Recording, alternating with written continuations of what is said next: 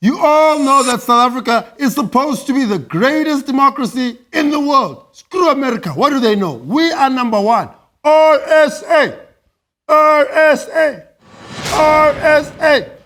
Sorry, guys. I got carried away there. Back to the point.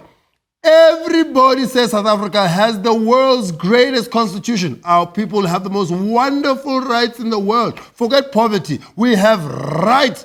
But what good are rights when you have no money? Can you swipe the constitution? Yes, South Africa, you are free to marry a dude, but you're also free to starve to death. It's rough here. A fundamental part of democracy is that you're supposed to be choosing your own leaders.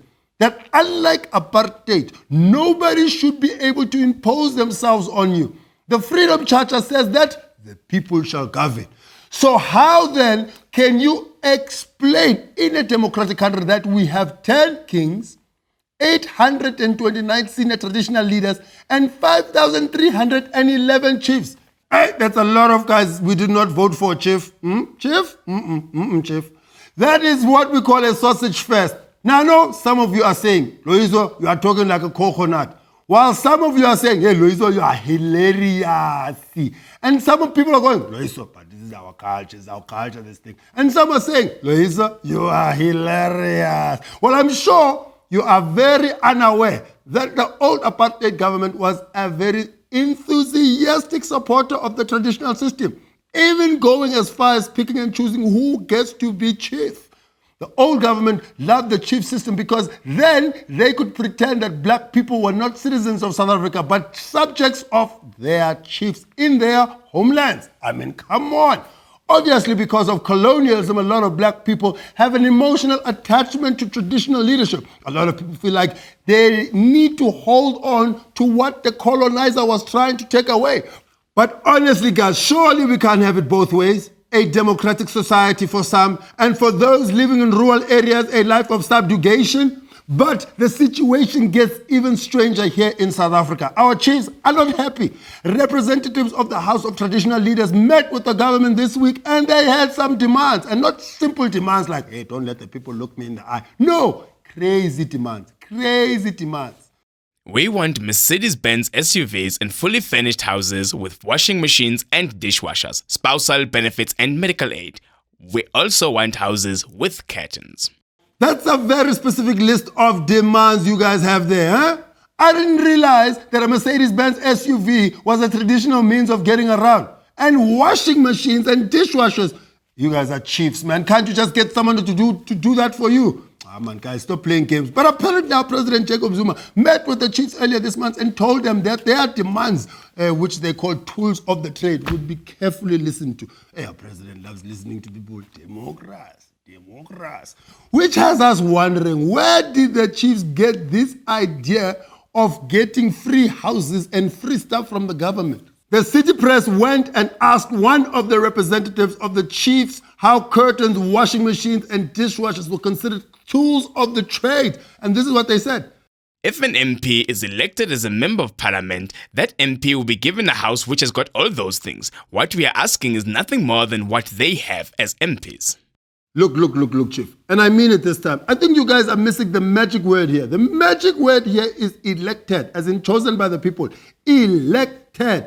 Why can't you guys be like the king of Bafokeng? He pays his own way. His tribe has its own money. I know that everyone does not have a platinum lying around on the floor. But come on, guys. Come on. And just to show you guys that this chief business has become more about money and less about the rights of the people. I mean, look at this story. Bizarre. At just 10 years old, a little girl is the next heir to the Mujaji throne. Her mother, the last queen and regent of the Balubedu people, died in 2005. Now Mogale is accusing Minister of Education Angie Motshekga and her husband, ANC MP Mathole Motshekga, of kidnapping his daughter. Angie, textbook Motshekga, and her husband being accused of kidnapping. What's going on here? Are you guys the modern day Mai? Man? They want the child's uncle to become a chief, not the child. So by kidnapping the child, the child can be either killed or discredited. Guys, come on. We know that the Mujaji queens can make it rain. But, I mean, come on, man. Has it come to this now? Aye, guys, man. To get to the bottom of this whole alleged kidnapping story and to once and for all uncover the supposed link between government interference and the discourse in some of our local monarchies, we are joined in studio by Reginald Lamagalela from the Mujaji Council and Lindelani Mazabuko, a government official who chooses to not disclose his location. Thank you. To Reginald, so tell us, what is the fuss about with this girl? She isn't just a little girl. She is a successor to a throne. So think about it this way. She's the next reign queen, symbolically very important. Nonsense. Basically, this is not just the reign queen. She is the little princess. Think of the reign queen but portable. The practical implication and the opportunities are limitless. She could solve the drought crisis.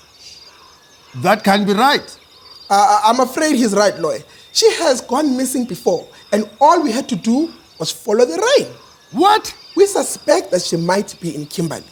That place is notoriously dry.